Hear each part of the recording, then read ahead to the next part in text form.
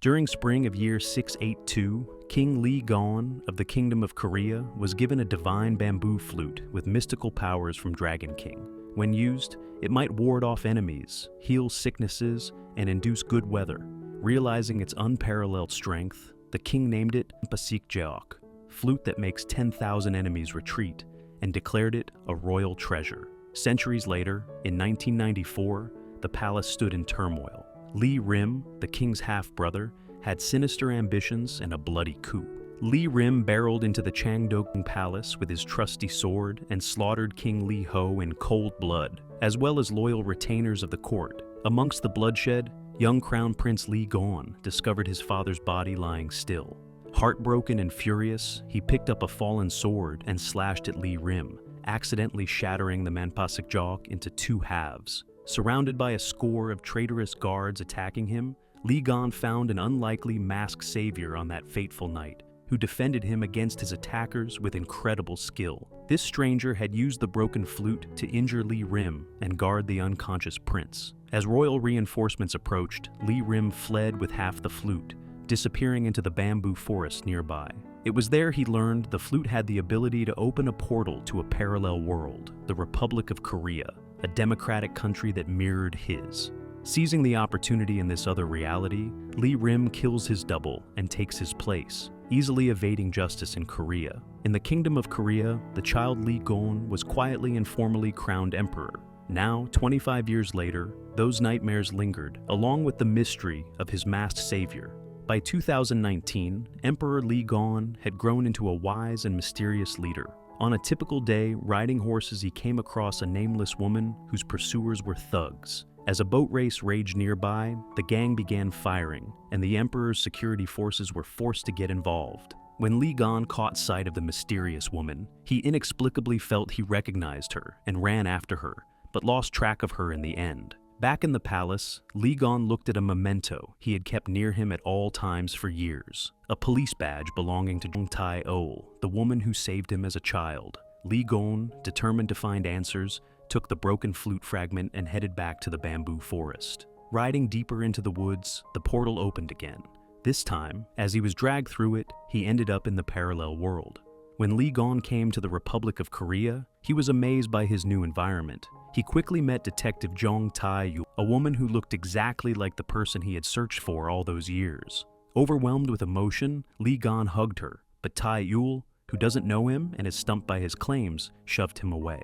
When he introduced himself as the Emperor of the Kingdom of Korea, she derided him as deluded and arrested him. At the police station, Tae-eul interrogated Lee Gon, suspecting him to be a con artist or crazy. Her literal reading of his intentions confirmed her suspicions that he was referring to her as Kim Gadam, the dog shit, and took away his things, which she considered leftover royal items and money she knew nothing about. After scanning their system and finding no match for her, and with no trace of his identity in their system, Tae-eul had no choice but to take a DNA sample to see who he really was. That little thrill was over, though the appearance of Jo Yoon-seob, a quirky public service worker, and the Republic counterpart of Lee Gon's bodyguard Jo Yong had me intrigued. He and Tae-eul reasoned that Lee Gon could be having a mental breakdown, but they were both puzzled by his calmness and the artifacts he possessed. Yes, eventually Lee Gon was freed, and he invited Tae-eul to come to him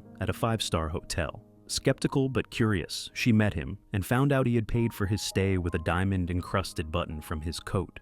To authenticate it, they took it to a jeweler who verified the diamond's exceptional cut. Impressed, Tae-eul still doubted his story. Lee Gon, however, was insistent, repeatedly calling her and refusing to be ignored as she returned to her murder investigation as normal. This annoyed Tae-eul, though she dared not fight it. Later, she learned that Lee Gon's mysterious white horse was stabled nearby, and she burst into his hotel to tell him what trouble he was causing. Lee Gon said he wanted Tae-eul as the Empress of the Kingdom of Korea, which made it even more difficult for her to believe. He offered to show her the portal in the bamboo forest, to tell the truth, but he had forgotten the flute fragment required for it to activate. Furious, Tae-eul threatened him that she would soon have his DNA results and his lies would be exposed. Tae-eul was later visited by her childhood buddy and fellow police detective, Kang Shin-jae, who reminisced about their shared memories at her father's martial arts school. In parallel,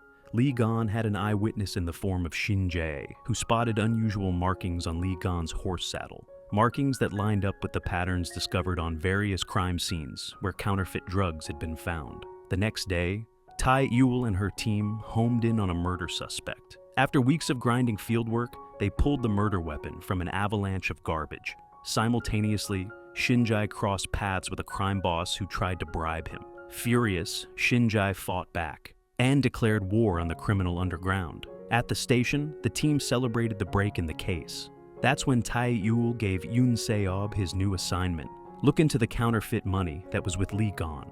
Just as she finished her work, she got yet another call from Lee Gon, who obtained her number from Yoon Se-ob. Shortly after, the plot shifted to a nearby supermarket where the mundanity of everyday life kicked back in. Epic cosmic journey that had started. As different in beliefs and worlds as Lee Gon and Jeong Tae-eul were, their destinies had become intertwined. The gateway between the worlds had cracked, and neither world would escape the unraveling to come. This was only the first step of a complicated romantic and suspenseful saga. Question the nature of time and examine the power of love, duty, and fate. The news of Emperor Lee Gon's abrupt illness broke in the Kingdom of Korea. When the emperor disappeared, his loyal chief secretary came up with a plan to keep the public calm. They shared a photo supposedly indicating that Lee Gon was on an extended trip, hoping to calm any turmoil. Meanwhile, back in the Republic, Detective Jeong Tae-eul got the results of Lee Gon's DNA test. The results were baffling. His identity could not be verified, and his horse, Maximus, was not listed in any Korean database. The breed was rare, nearly extinct around the world. Perplexed, yet intrigued, Tae-eul took Lee Gon out for fried chicken and beer. During their chat, Lee Gon told her that, in his world, North and South Korea weren't divided, but had in fact allied, and Busan was now the capital. He also spoke of the delicate relationship between the Kingdom of Korea and Japan. Tae-eul remained skeptical, dismissive of his claims as the stuff of fiction, but Lee Gon retorted, no fictional character would have DNA that could not be verified. On their way out of the restaurant, Tae-eul saw the high bill, so she rushed to check what Lee Gon had taken out, and it was a great box of chicken. She started to suspect he was a mooch rather than a prince. In a different context, Lee Gon went to Maximus, who has been ignoring the food that Tae-eul has been trying to feed. He coaxed the horse into accepting her presence. At the same time, Captain Jo Young remembered the day that Lee Gon checked the body of Lee Lim. Lee Gon felt the DNA match, but something was off. Lee Gon, suddenly caught in a downpour, was racked with pain from an old wound, a consequence of crossing between worlds. Tae-eul's car broke down, and she called a martial arts school for help. But when she called, Lee Gon surprisingly answered and came to her rescue. When he entered the room, time seemed to stand still when he locked his eyes on her features, particularly when she twirled her hair. Lee Gon had crossed into the bamboo forest with the Manpasikjeok, a blessed flute that was said to have the power to open gates between worlds. On the other side, Lee Lim, his dirty uncle, was rallying troops for a new rebellion. Back in the Republic, Tae-eul and the detective Kang Shin-jae press on with the investigation into a murder case. They found an old phone at a suspect's house, which linked them to a group of thugs. A skirmish broke out, and Lee Gon came to the rescue, displaying his fighting prowess. Tae-eul scolded him for his impulsiveness, even with his help. In a local restaurant, Lee Gon, with his childlike attitude, speaking astrology language to talk with Tae-eul. To her, he was just another frivolous aristocrat. Outside, Lee Gon told her that he would soon be going back to his world, how long he had been away from the palace. Lee Gon asked Captain Jo Young, who gave him a ride to give him funds for expenses. Jo Young, who was more interested in figuring out the symbol on Lee Gon's saddle, was told that even if he knew where it came from, he would not be able to get there anyway.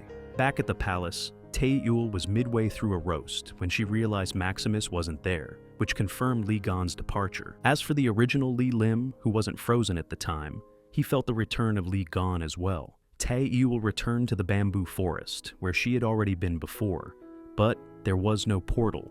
Prime Minister Gu Seo-ryong in the Kingdom of Korea was requesting an audience with the emperor. When confronted about where he had been, Lee Gon simply commented that he had been busy working on a complicated math equation.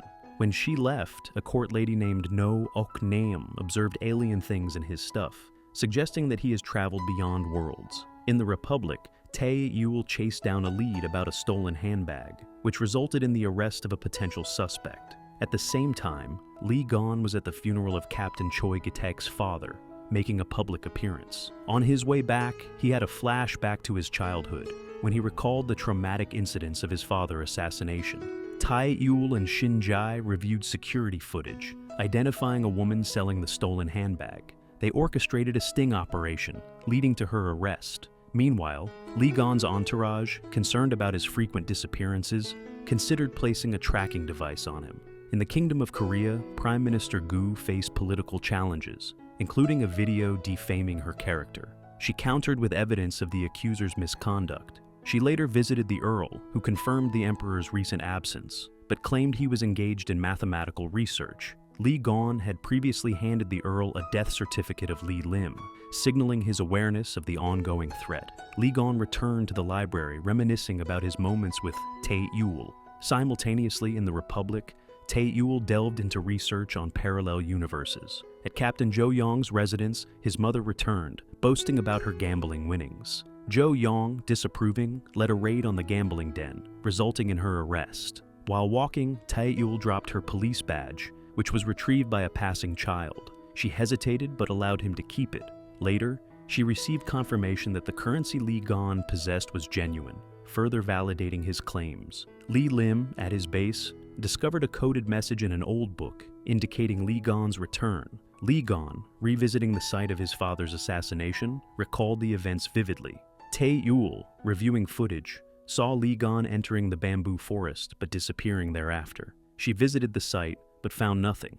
Lee Gon, reflecting on his feelings for Tae-eul, was interrupted by Captain Jo Young, who was skeptical of his tales about the Kingdom of Korea. Lee Gon identified individuals he needed to confront, including the Earl, who had previously concealed Lee Lim's survival. Tae-eul, updating her ID photo, recalled Lee Gon mentioning his badge was issued on November 11, 2019. However, records showed it was issued in late October, casting doubt on his statements. In the Kingdom of Korea, during a stormy night, Lee Gon experienced intense pain from his wound. He summoned a doctor, but left through the window before assistance arrived. Tae-eul, listening to a recording from the old phone, heard a news report from another world. She then noticed her new badge was indeed issued on November 11th, confirming Lee Gon's truthfulness. Receiving a call from Lee Gon, she found him in her garden. They discussed his departure and the photo on his badge. He accurately described her appearance in the photo, further convincing her. He proposed they witness the portal together.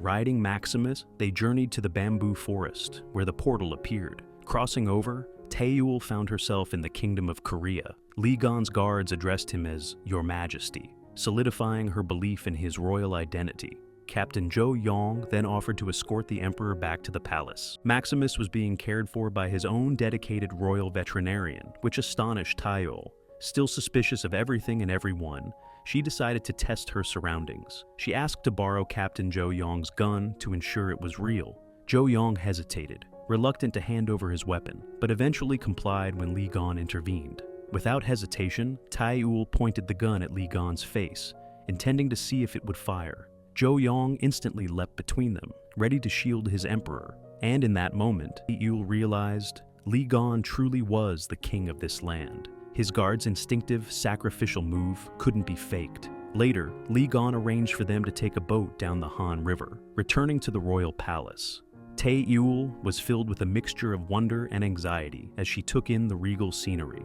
Lee Gon, feeling rather pleased with himself, was quickly brought back to reality when Chief Eunuch No Ok Nam met them at the palace gates, her expression stern and unimpressed. Gon casually introduced Tae-eul, clearly trying to ease the tension. Due to strict royal protocols, Tae-eul was required to empty all her belongings, adding to the awkwardness of the moment. Once inside, Tae-eul finally allowed herself to exhale. The pressure of being surrounded by guards and royal figures had been overwhelming. She began to observe the palace and remembered all the cryptic things Lee Gon had told her. Shortly after, Lee Gon's personal secretary entered to offer her tea.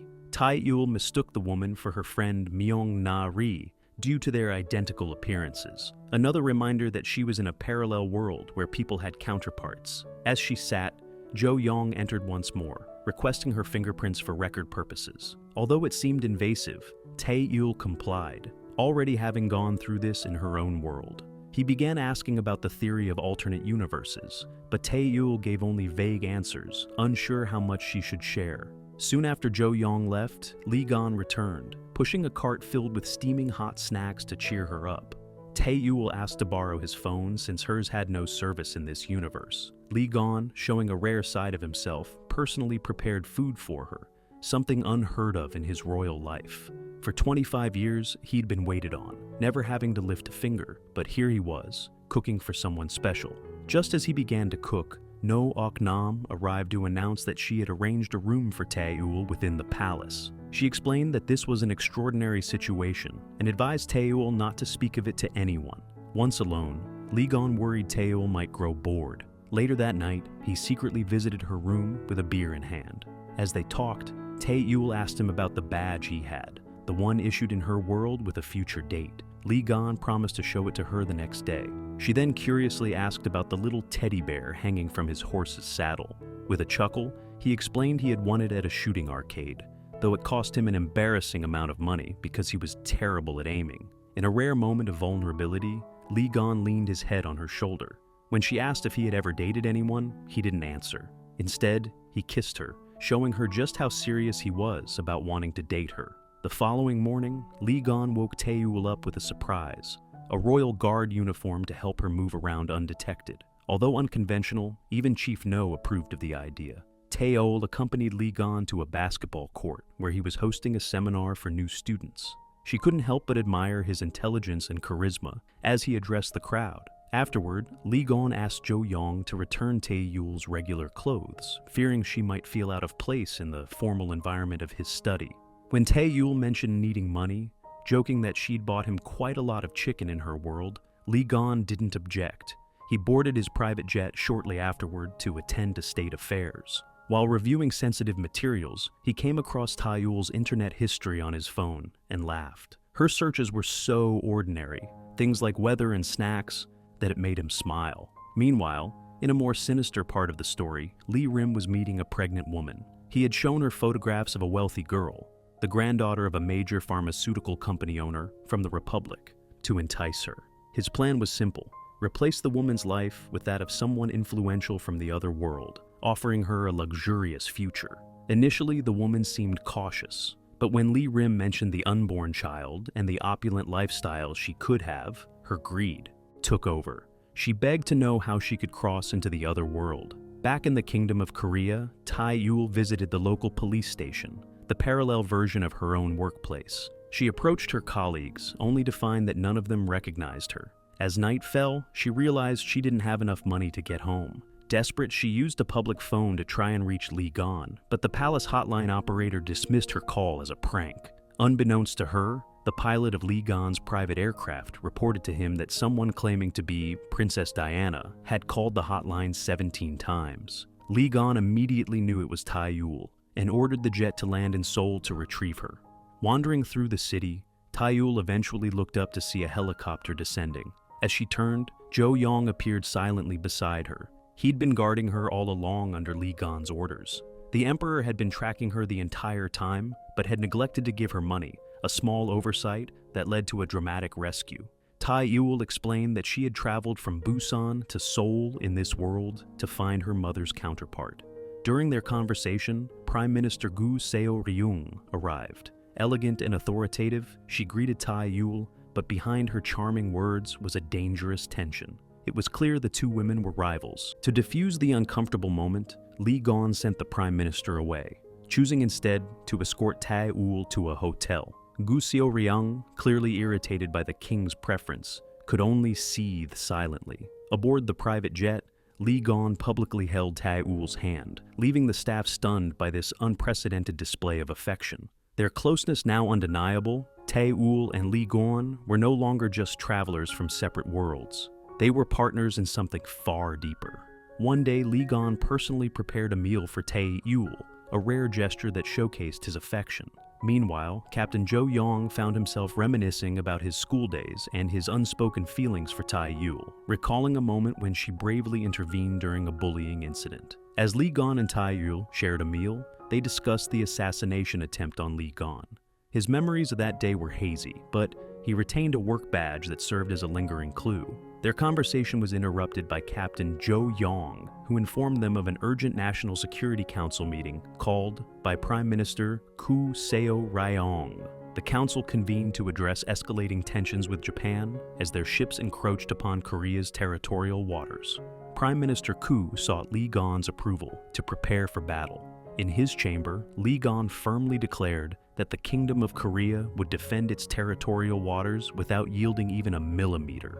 As preparations for battle commenced, Tae-eul and Jo-young entered. Lee Gon returned Tae-eul's work badge, and she noticed him in his naval uniform, unaware that he was the supreme commander of Korea's forces. Lee Gon asked if she would wait for him, and she agreed, expressing hope for their reunion. Back in the Republic of Korea, Tae-eul returned home and embraced her father, relieved that he hadn't noticed her absence. She resumed her duties, investigating a case involving a mysterious phone with an audio recording. Unable to find information online, she began to suspect the phone originated from another world. That evening, she examined Korea's currency and recalled her time with Lee Gon. She revisited the audio recording and recognized a name mentioned by Lee Gon. Captain Jo-young, seeking to identify Luna, obtained photos of Tae-eul and presented them to a man who had previously fired a gun. The man identified Tae-eul as Luna, leaving Jo-young shocked. Simultaneously, Lee Gon received a document confirming Lee Rim's death, though the circumstances were peculiar. The body exhibited signs of congenital paralysis, yet the blood type and fingerprints matched Lee Rim's. The Earl had concealed this information due to his distress. Lee Rim appeared near Tae-eul's home and startled a young boy with a wound on his face caused by the portal. The boy, Anup's younger brother, was frightened by the encounter. That evening, as Tae-eul drove home, she saw Lee Gon in her rearview mirror. She embraced him, overjoyed by his return. Upon entering her home, she was surprised to find Jo-young, initially mistaking him for Jo-young. After some confusion, she explained the concept of parallel worlds to Jo-young, who struggled to comprehend his surroundings. Jo-young entered and was shocked to see Jo-young, leading to a humorous exchange. Tae-eul established a schedule for the two to avoid confusion. Jo-young would stay home during the day and Jo-young at night. Lee Gon and Tae-eul went out, visiting a chicken restaurant and an arcade, where Tae-eul showcased her sharpshooting skills. Back at home, Tae-eul played the audio recording for Lee Gon, who recognized it as a news report from his world. He showed her Lee Rim's autopsy report, revealing that the body was from the Republic of Korea and had been forged. The next morning, Tae-eul discovered that the person resembling Lee Rim in her world had died 24 years prior. However, his nephew, who looked identical to Lee Gon, had also died that year. Upstairs, Lee Gon explained to Jo-young that individuals in both worlds had counterparts. Suddenly, time stopped, and Lee Gon realized Lee Rim was attempting to cross the portal again. He quickly wrote a note and placed it in Jo-young's pocket. When time resumed, Jo-young was skeptical until he found the note, confirming Lee Gon's claim. Lee Gon then instructed Jo-young to eliminate Lee Rim if he saw him because he was too dangerous to everyone in the other world. The police had found Luna's true identity. She was a girl who had been arrested for theft. She looked exactly like Jeong Tae-eul. Meanwhile, Prime Minister Coup Seo-ryong received something very unusual, a newspaper from the Kingdom of Korea. It mentioned that North Korea and the United States had merged, and the President of the United States was now Dunan Jang. At the Dong prison, Luna appeared. She was almost stabbed, but the person who got out of the car was the Prime Minister. They greeted each other, but not in a very friendly manner. Luna took off her hood, revealing a face that looked exactly like Tae-eul's. She approached the Prime Minister, seemingly about to do something. The Prime Minister must have mistaken Luna for someone else, though Luna looked just like Tae-eul. She had no recollection of the Prime Minister or the Emperor. She went to a fried chicken joint and teased a little kid, telling him to go home with his mom. After the kid left, Luna grabbed a chair and slammed it over the head of the man who had gotten her sent to prison.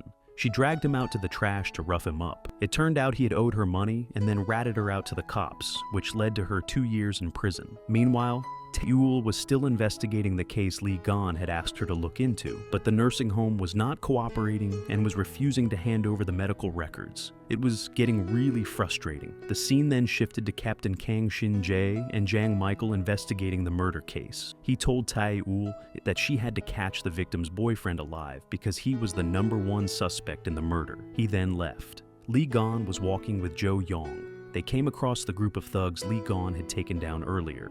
Lee Gon thought the person next to him was Jo Young, but when he looked over, it was actually Jo Yoon-seob. Yoon-seob freaked out and ran away, leaving Lee Gon alone. So Lee Gon used his whip to teach those thugs a lesson. He had only just started when the real Jo Young showed up. Jo Young, with his Royal Guard captain skills, quickly took down the thugs. Just then, a cop from the store across the street saw what was happening, mistook Jo Young for Yoon-seob, and came over to break up the fight, which sent the thugs scattering. But Jo Young was quick and caught the ringleader, handing him over to the cop. Since he was mistaken for Yoon-seob, Jo Young, in a moment of genius, decided to play the role of a clueless Yoon-seob, which even surprised the Emperor. When the police officer asked about Lee Gon, he was about to answer, but Jo Young stopped him. He boldly called the king an idiot and pulled him away, leaving Yoon-seob worried about him. Back at the palace, Jo Young got a lecture from Lee Gon for being disrespectful. However, it was a dire situation, so Lee Gon, wanting to be a benevolent king, only punished Jo Young by drawing a mole on his face. Lee Gon suddenly received a call from Tae-eul, who asked him to meet at the bottom of the building. When he got there, she told him to hurry back with Jo Young because he would cause too much trouble if he stayed. Jo Young, meanwhile, was walking down the street when Neri mistook him for Jo Yoon-seob. Again. He called her over to talk. When she got closer, he whispered in her ear, "Are you into me, or am I into you?" Nari corrected his grammar and reminded him that she was making noodles and that he should come and get some.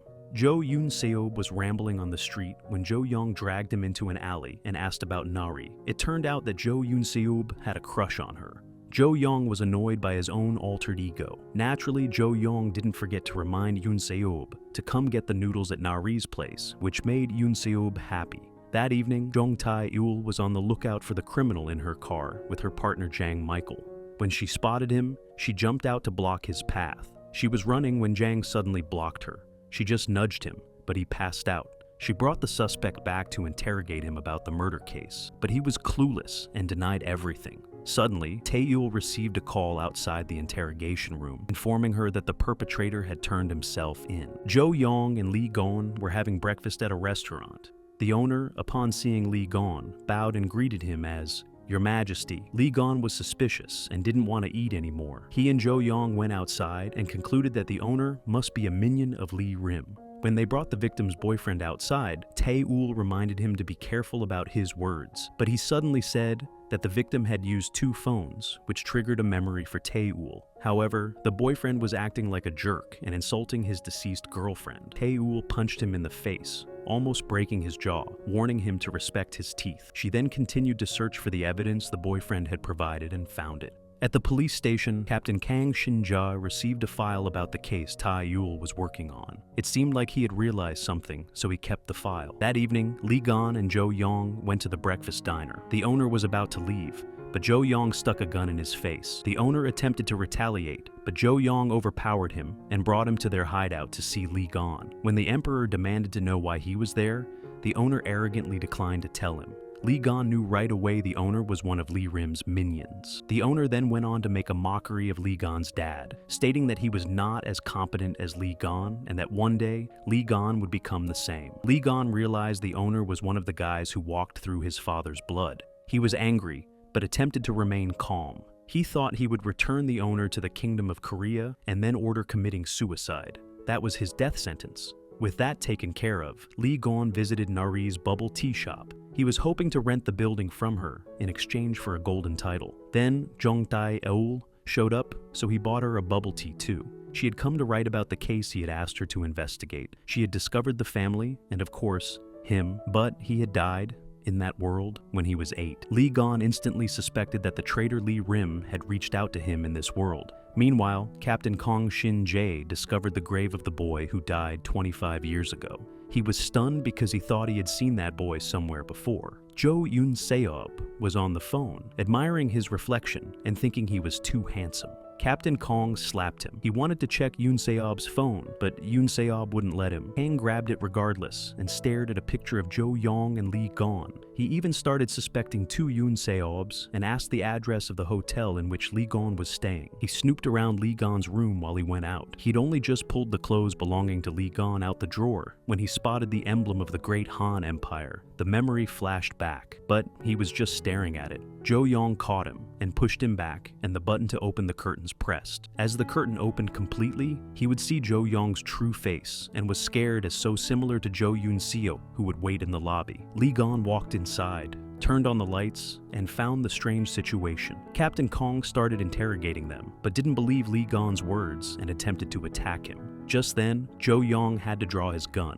Lee Gon went on to explain that he was not of this world, but Kang still refused to believe it. Then Captain Kang recalled his own memory of that world. He recalled seeing Lee Gon on television at that time. Perhaps he had ventured into this world, and Lee Gon was the king of Great Han Empire over him.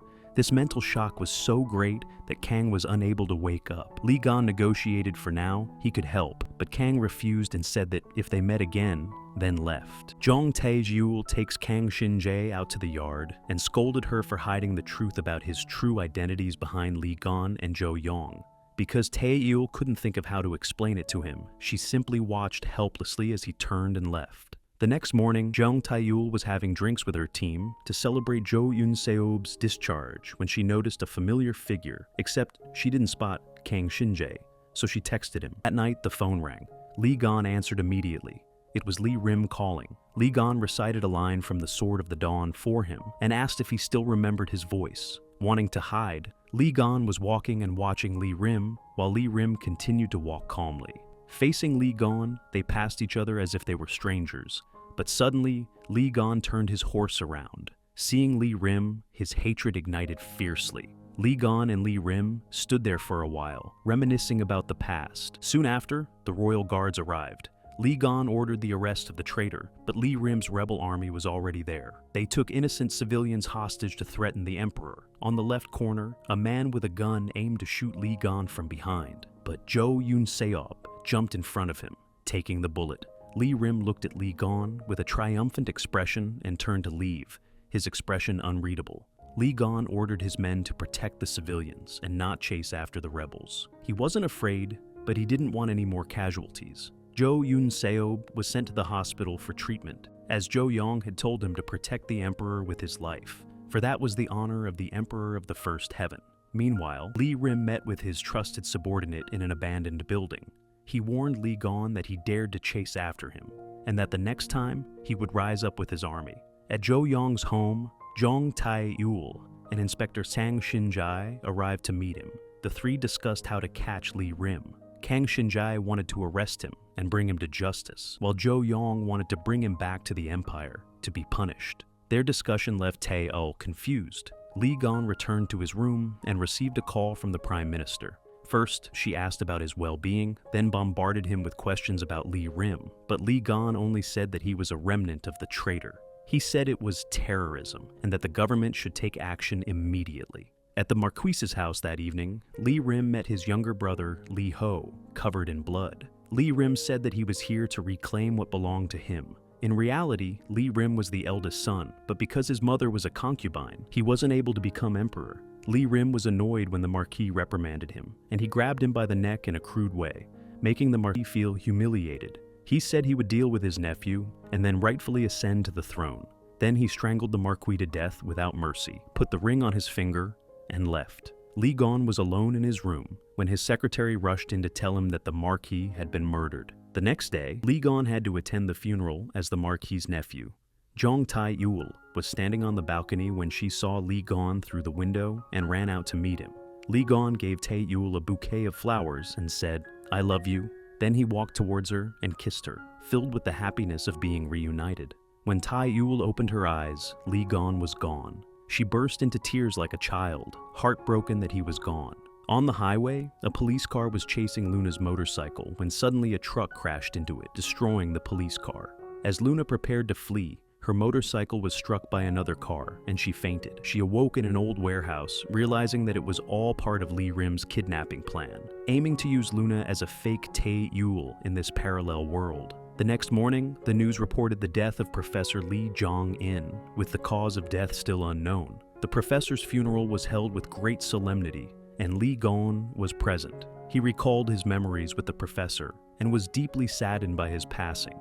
That night, Prime Minister Gu Seo-ryung received a file from the Secretary General of the KU group containing photos of Lee Rim under surveillance. The Prime Minister was shocked by the information.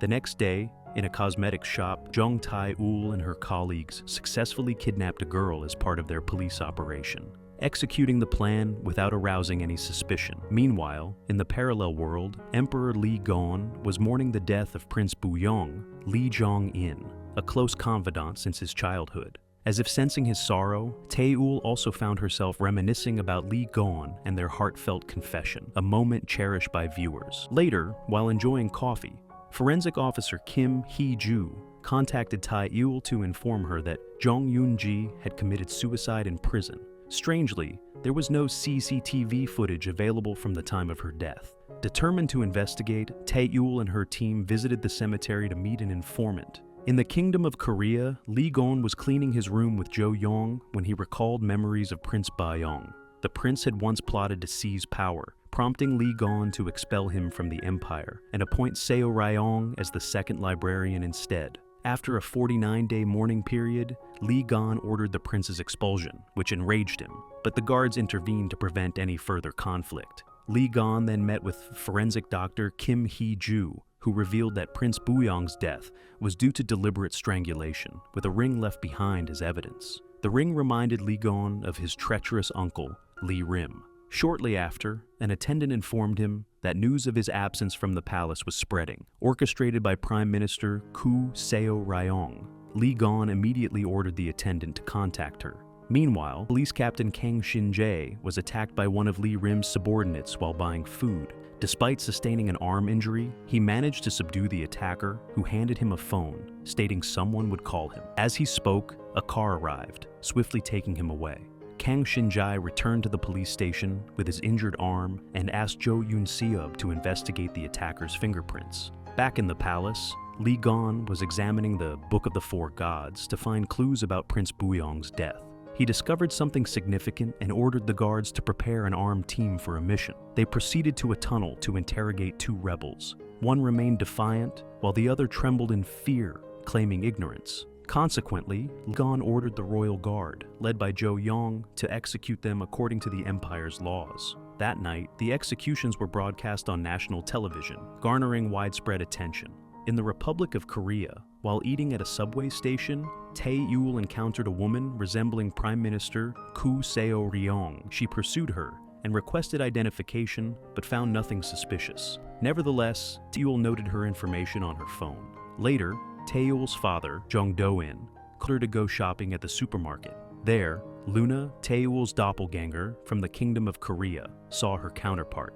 Meanwhile, in the palace, Lee Gon was trying to understand the phenomenon of time stopping. He discovered that each subsequent time stop was the square root of the previous one, multiplied by a prime number.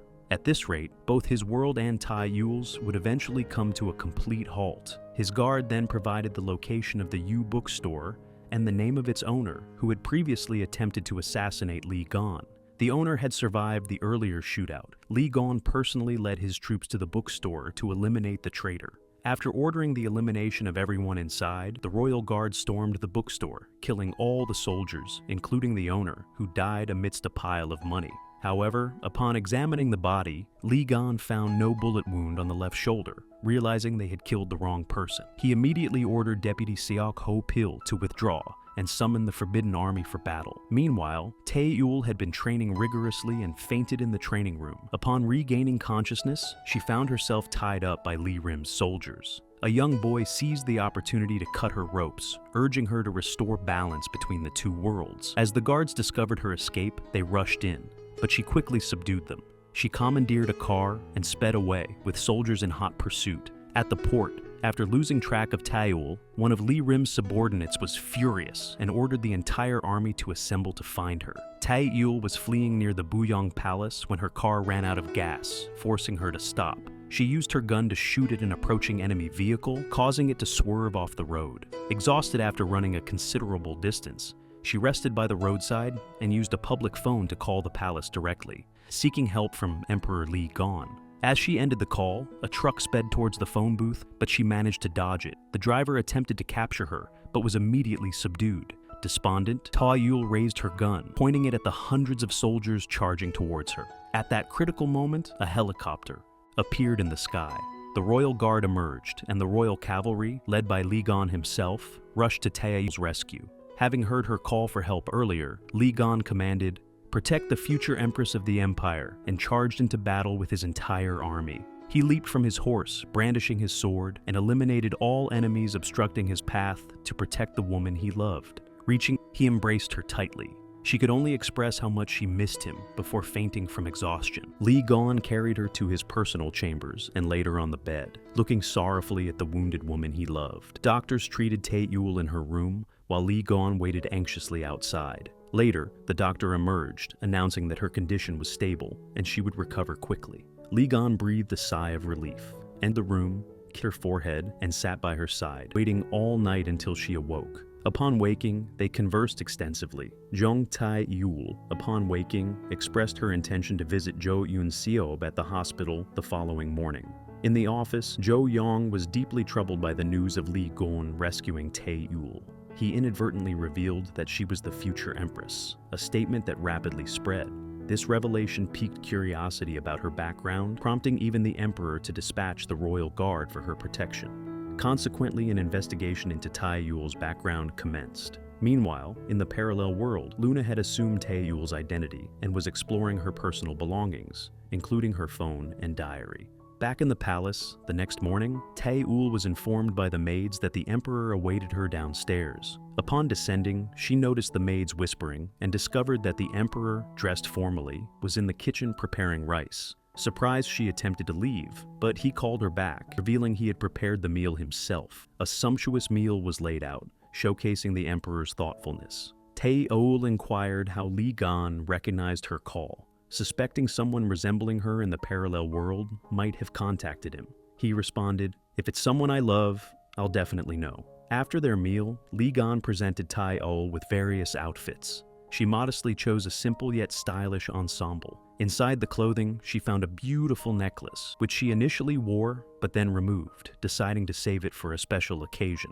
Lee Gon noticed the necklace in her pocket, and she explained her intention to wear it later. They proceeded to the hospital to visit Jo Yoon-seob, who was delighted to see Tae-eul. They shared a cake roll and engaged in a joyful conversation. Subsequently, Lee Gon and Tae-eul visited the warehouse where she had been held captive to investigate the mastermind behind the incident. They suspected Lee Lim, but were uncertain of his motives. It was revealed that both Lee Lim and Lee Gon possessed halves of an artifact each desired. They visited a church to pray, where Lee Gon asked a priest to photograph him with Tae-eul. During this moment, time stopped, and Lee Gon, contemplating the impending separation due to the parallel worlds, wished the moment could last forever. Upon returning to the palace, Tae-eul continued her medical treatment. She and Lee Gon had a heartfelt conversation, during which a lightning flash caused Lee Gon's wounds to burn. These wounds also appeared on individuals in the parallel world, a side effect of traversing the lightning path. In a touching scene, Lee Gon fed Tae-eul, evoking envy among viewers. Meanwhile, in the rain, Police Captain Kong Shin-jae encountered Lee Lim on the road. Lee Gon, upon reviewing security footage, discovered that Luna had broken into his house and stolen money. He confronted her during dinner, but she attacked him with a vase. Attempting to steal his umbrella, he subdued her. In the palace, Prime Minister Coup Seo-ryong arrived, and Lee Gon confronted her about her manipulations. He confirmed rumors of his love for Tae-eul, vowing to support her always. A thunderclap caused pain from Cou's lightning gate wound, leading Lee Gon to realize her counterpart in the Republic of Korea was deceased. From a conversation between Tae-eul and the senior court lady, No Ok-nam, it was revealed that Tae-eul was a Republic of Korea citizen brought to the empire during the war with benevolent intentions. After the conversation, Tae-eul encountered Prime Minister Coup in the hallway, leading to a verbal confrontation. Tae-eul noticed Cou's lightning gate wound and informed Lee Gon. They discovered Coup had allied with Lee Lim. Concerned that Coup might act recklessly, Lee Gon had already devised a plan. He consulted Dr.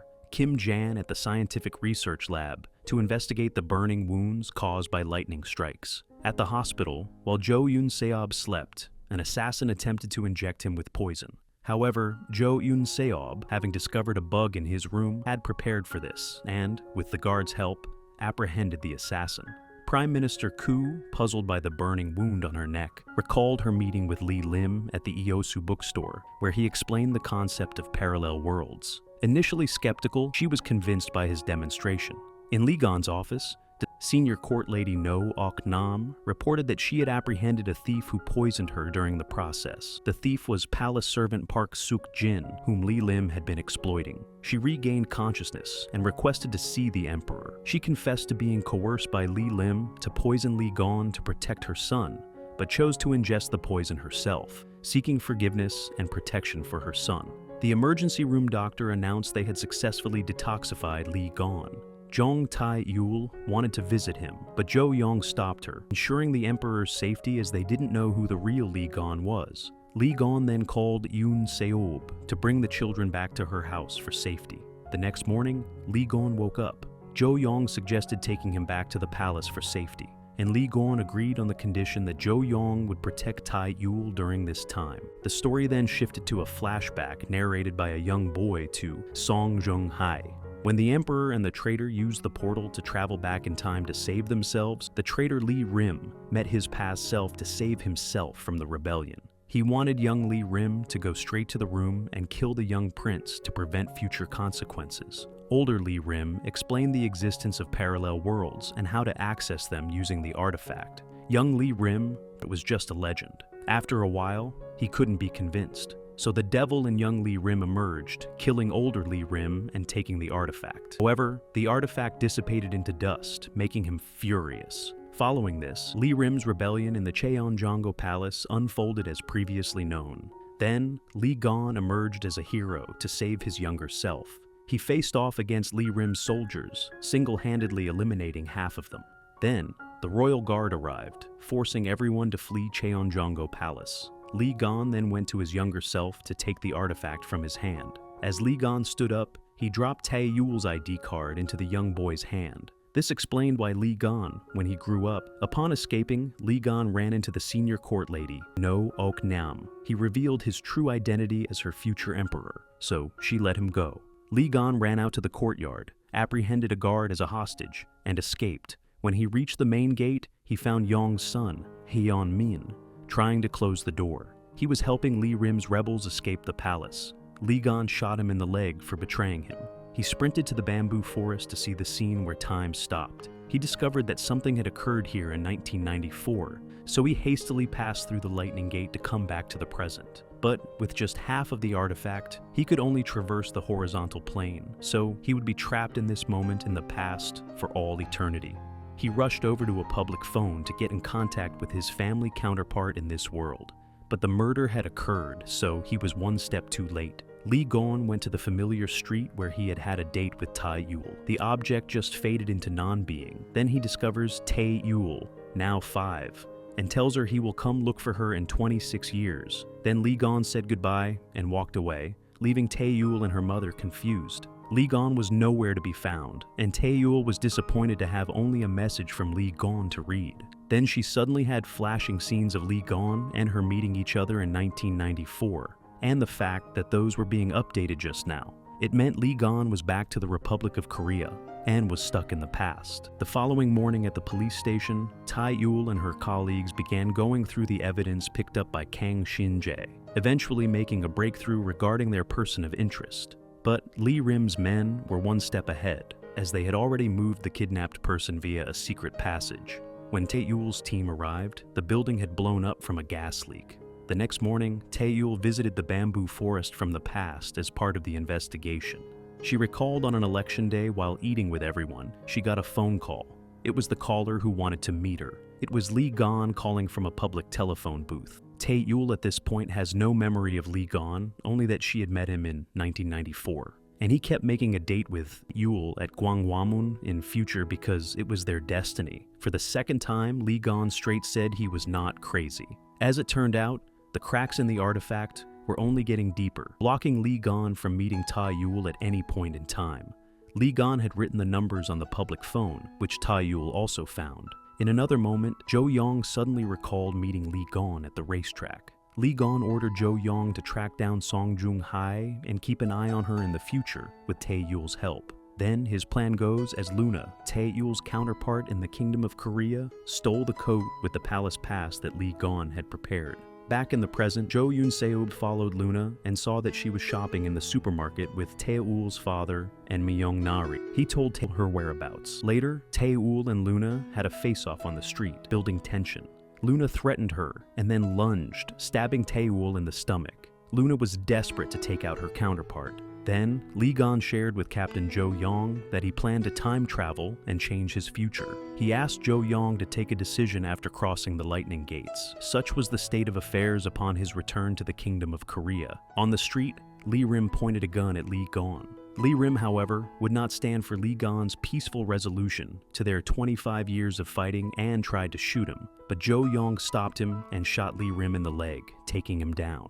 Lee Gon has recovered Lee Rim's half of Manpasikjeok, the mythical flute. They brought Lee Rim to the bamboo forest to reunite the two halves of the flute, but the attempt failed as only Lee Rim could wield his half.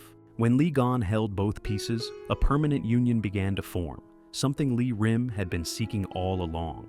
However, Lee Gon only wished to return to the night of the rebellion to change events without seeking permanence, which greatly surprised Lee Rim. After much deliberation, Captain Jo Young took Lee Rim back to the police station for interrogation. Lee Gon returned to the palace and issued a royal decree appointing Jeong Tae-eul to the second position in the Kingdom of Korea to rule in his stead in case of any unforeseen events. However, shocking news arrived. Jeong Tae-eul had suddenly died in a traffic accident, causing great sorrow to everyone. Meanwhile, in the Republic of Korea, Jo Yoon-seob released Luna and asked her to help with something important. She went to find Captain Jo Young and asked him to give her the Manpasikjeok. She wanted to use it to return to the Kingdom of Korea to see Lee Gon. Jo Young initially stopped her, confessing his feelings for Luna and expressing his reluctance to let her go. However, moved by her determination and heartfelt persuasion, driven by her love for Lee Gon, Jo Young gave Luna the Manpasikjeok.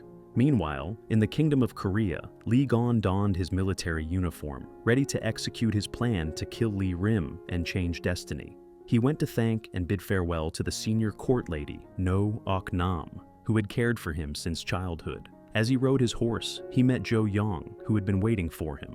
Jo Young was determined to follow Lee Gon into any battlefield. Lee Gon arrived at the bamboo forest and activated the lightning gate. Together, they rode their horses through the portal, returning to the past, to the night of the rebellion.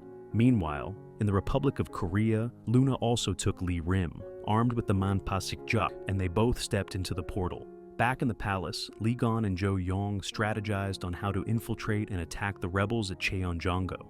After a heated debate, Jo Young prevailed and stormed into Cheonjango to engage in combat. Lee Gon, being a brave monarch, left his sword at the door and ran inside. Inside Cheonjango Palace, Lee Gon was surrounded by Lee Rim's soldiers, with guns pointed at him. The tension was high. Then, the glass door shattered, causing Lee Rim to drop the Manpasikjeok. Lee Gon and Jo Young, armed with guns, entered and skillfully took down Lee Rim's soldiers one by one. This time, things were going better, as they had two skilled fighters in the room, and the soldiers were completely defeated. Only Lee Rim remained, holding the Manpasikjeok. The two pieces of the Manpasikjeok disintegrated one by one. After acquiring the Manpasikjeok, Lee Rim escaped, frustrating Lee Gon, whose plan had failed. Lee Rim ran to the bamboo forest, activating the lightning gate. He was overjoyed, as it was real, but Lee Gon arrived in time to stop him. Lee Rim was confused, asking why Lee Gon kept chasing him and preventing him from escaping. Lee Gon revealed that he was the Emperor of the Kingdom of Korea and would kill Lee Rim to restore justice. Young Lee Rim then realized that the man in front of him was the grown-up Lee Gon. Lee Gon issued a royal decree and then swung his sword, striking him down and ending Lee Rim's life. Lee Rim from the past was now dead, which means the current Lee Rim was no more and disappeared into thin air like he never existed. Lee Gon had altered the past, but that also meant he could never go back to the world in which Jeong Tae-eul was waiting for him. His memories of Lee Gon would all vanish. Nobody would remember the things that had occurred. Meanwhile, in the bamboo forest where Jeong Tae-eul slowly woke up, she had lost her sense of reality. She went to the police station where she found that everyone was still in the real world. It was like the same thing, but with a few things rearranged. Her memories of Lee Gon remained, but Lee Gon no longer existed in this world. Elsewhere, Jeong Tae-eul ran into someone she knew, Lee Gon in his uniform. But he walked right past her and didn't even recognize her. And with the same thing happening in the Kingdom of Korea, Lee Gon met Jeong Tae-eul, someone entirely different from the one he knew, and one who had no idea who he was. Lee Gon spent the next days searching for Jeong Tae-eul in various times and spaces. Then one day, news reached Jeong Tae-eul of a man riding a white horse who had taken a stand in her yard. She hurried back and found Lee Gon standing there. Seeing him, she wept, and they knew they had discovered each other in this alternate world. After days apart, they embraced each other joyfully. Lee Gon explained that, after defeating Lee Rim, he had gone back to save Jo Young.